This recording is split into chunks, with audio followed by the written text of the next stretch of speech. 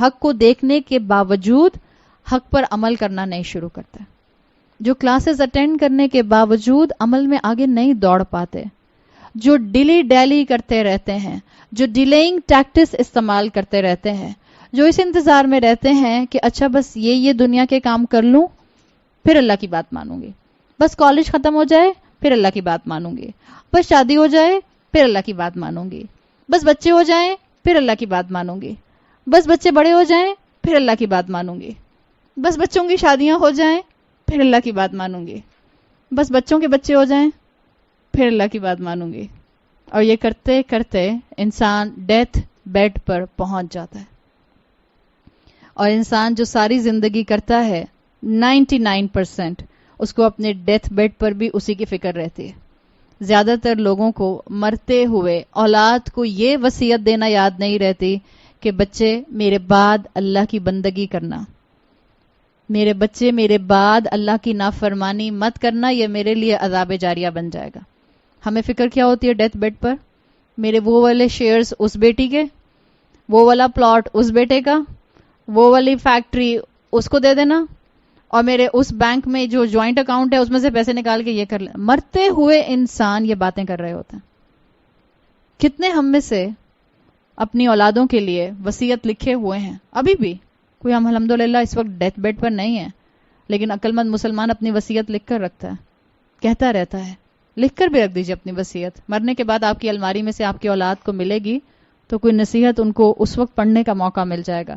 ہمیں نہیں معلوم ہماری موت کیسے آتی ہے. موت کے وقت ہمیں اولاد کو 4 جملے بولنے کی توفیق بھی ملے گی کہ نہیں ملے گی. دعا کیا کریں اللہ ایمان پر خاتمہ کرے اور کلمے پر خاتمہ کرے. لکھ کر رکھیے اپنی اولاد کے لیے کہ میرا جنازہ، میری تدفین اور میرے مرنے کے بعد کے احکامات کے جو بھی معاملات ہیں وہ سب سنت کے مطابق کیا جائیں. لکھ کر رکھیے کہ میری اولاد میرے مرنے کے بعد اللہ کی فرما بردار رہے. آپ کے اپنے ہاتھوں سے لکھے ہوئے الفاظ قیامت کے دن انشاءاللہ آپ کے لیے گواہ بنیں گے، اور آپ کی اولاد کے دل پر بھی اس کا اثر ضرور ہوگا. موت تو ویسے ہی دل نرم کر دیتی ہے، کہاں کہ ماں باپ کا چلے جانا انسان کو ہلا دیتا ہے، چاہے کسی عمر میں بھی والدین جائیں. اور ماں باپ کے جانے کے بعد ان کے ہاتھ سے لکھی ہوئی کوئی چیز مل جائے سو آپ سمجھ لیں کہ کتنا بڑا وہ خزانہ آپ کو اس وقت لگتی ہے. سو اچھی نصیحتیں اپنی اولاد کو کر کے جائیے. آگے جو آیت نمبر 8، 9 اور 10 میں سزا آ رہی ہے وہ سزا ان لوگوں کی ہے جنہوں نے حق کو پہچان جانے کے باوجود حق کو اگنور کیا. سورۃ یاسین آیت نمبر 8، انا جعلنا فی اعناقہم اغلالا فہی الی الاذقان فہم مقمحون. ہم نے یقیناً بنا دیا، ہم نے ان کی گردنوں کے اندر ان کی چنس تک شیکلز ڈال دیے ہیں، توق ڈال دیے ہیں، وہ ہل نہیں سکتے. They can't move. فہم مقمحون، اور ایک دوسرے کے ساتھ جڑ جڑ کر کھڑے ہوئے ہیں. یہ جو پکچر یہاں پر آئی ہے اعناقہم جمع ہے عنق کی، عین نون قاف. عنق گردن کو کہتے ہیں عربی زبان میں. عنق گردن واحد سنگولر، اس کی جمع آتی ہے اعناق. اذقان رقن کی جمع ہے. رقن ذال قاف نون، چن کو کہتے ہیں تھوڑی. اور جو یہاں پر آیا ہے اغلالن، یہ غل کی جمع ہے. غل کالرز کے لیے آتا ہے. کالر بون آپ نے دیکھی نہیں، جو آپ کی کالر بون ہوتی ہے اس کی سپورٹ کے لیے یا آپ کی سپائن کی سپورٹ کے لیے آپ کو کبھی کبھی کالر پہنا دی جاتی ہے.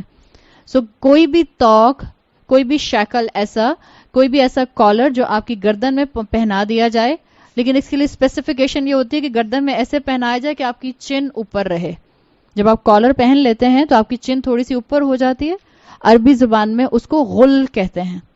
اس کی جمع یہاں پر اغلالن آئی ہے.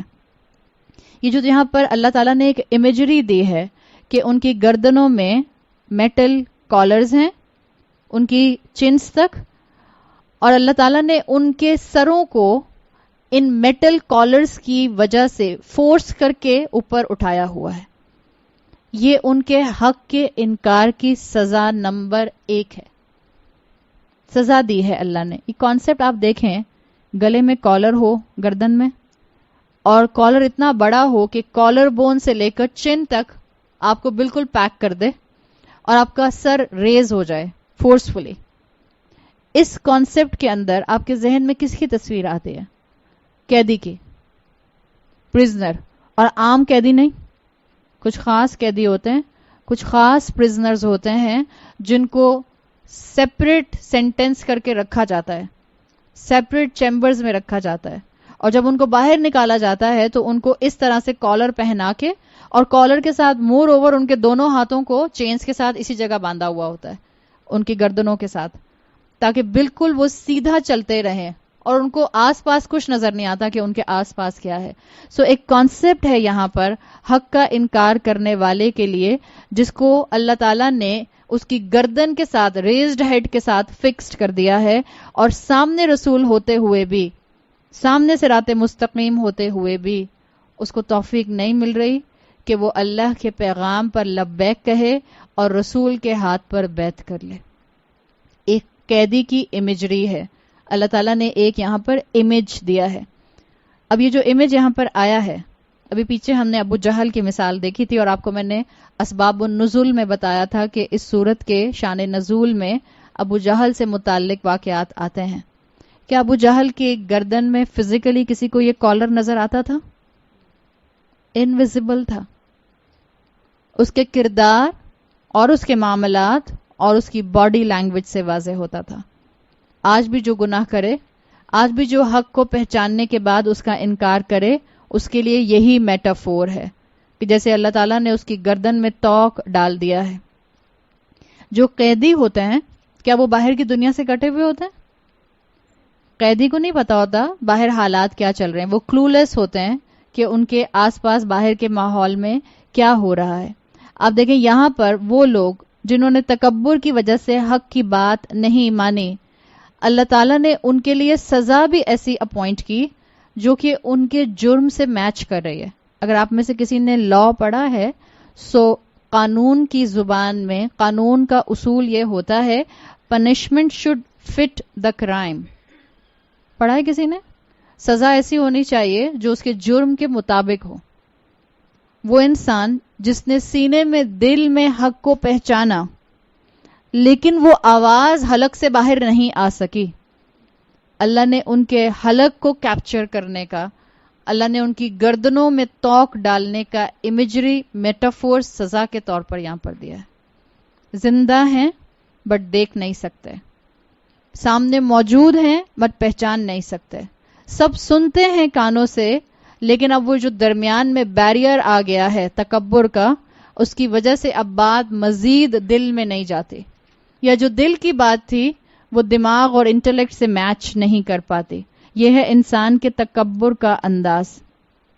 اور تکبر کے انداز میں ہی اگر آپ کسی کو ذہن میں لے کر آئیں جس کی گردن میں کالر ہے، جس کی گردن میں کالر ہو وہ رائٹ اور لیفٹ دیکھ سکتا ہے؟ نہیں. اگر آپ میں سے کسی نے کبھی پہنا ہو تو آپ کو انداز ہو. اگر آپ کی گردن میں کالر ہو تو آپ جھک کے اپنے پاؤں آرام سے دیکھ سکتے ہیں؟ نہیں دیکھ سکتے.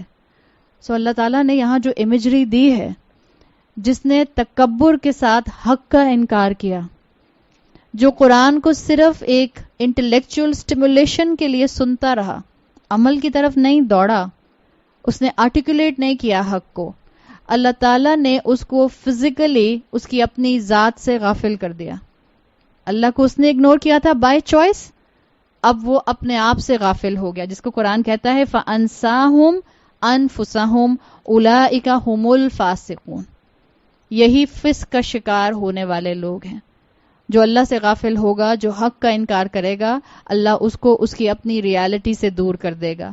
پھر یہاں آیا فَهُمْ مُقْمَحُونَ، تو وہ بالکل اس طرح سے فورسڈ ہیں کہ وہ آس پاس دیکھ نہیں پاتے، اور ایک دوسرے سے، مقمحون کا ایک ترجمہ کیا جاتا ہے قیدیوں کو لائن سے ایک دوسرے کے ساتھ کھڑا کر دیا جائے. جبکہ قیدی رائٹ لیفٹ دیکھ نہیں سکتا، اس کے رائٹ لیفٹ جو ہیں اور قیدی کھڑے کر دیے جائیں اور ان کو باندھ دیا جائے ایک دوسرے کے ساتھ. سو اب وہ فورسفل ہیں کہ وہ اپنے سامنے چیز کو ہوتے ہوئے بھی دیکھ نہیں سکیں گے. اللہ نے پہلے دل پر مہر نہیں لگائی. یہ گردن میں توق آ جانا یہ دل پر مہر لگنے کی علامت ہے. لیکن یاد رکھیں یہ اللہ کا پہلا عمل نہیں ہوتا. اللہ مہر لگا کر کسی کو پیدا نہیں کرتا. اللہ حق کو سمجھنے کے موقع دیتا ہے، اور جب حق کے موقع سامنے آئیں پھر بھی انسان انکار کرتا رہے، پھر بھی انسان عمل پر نہ آئے، تو پھر ایک سٹیج آتی ہے کہ اللہ دلوں پر مہر لگا دیتا ہے. اور یہ کالر بون گلے پر آ جانا, یہ کالر کا گلے پر آ جانا, یہ ایک اسی کیفیت کا ذکر ہے کہ جہاں پر دل پر مہر لگ جائے. مقمحون کا جو لفظ آیا ہے قاف میم ہا سے ہے. اقمح البعیر کہتے ہیں, دو طرح سے استعمال ہوتا ہے. اقمح البعیر, بعیر کس کو کہتے ہیں؟ اونٹ کو عربی زبان میں.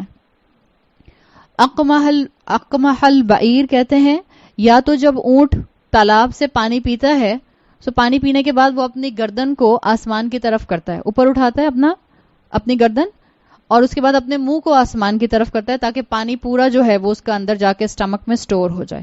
ایک اس کو کہتے ہیں اقمح البعیر. اور ایک کہتے ہیں جب کوئی رائڈر جو کہ اونٹ پر بیٹھا ہوا ہے وہ اونٹ کو روکنے کے لیے اس کی رسی کو کھینچے, اور جب اس کی رسی کو وہ کھینچتا ہے تو اونٹ کا منہ اوپر آسمان کی طرف جاتا ہے. یہ وہ کیفیت ہے جس سے پتا چلتا ہے کہ it's actually a sign of arrogance. اونٹ کے اندر آپ کو معلوم ہے تمکنت ہوتی ہے. اونٹ کی جو نیچر ہے, جیسے جانوروں کے اندر مختلف کریکٹرسٹکس آتے ہیں.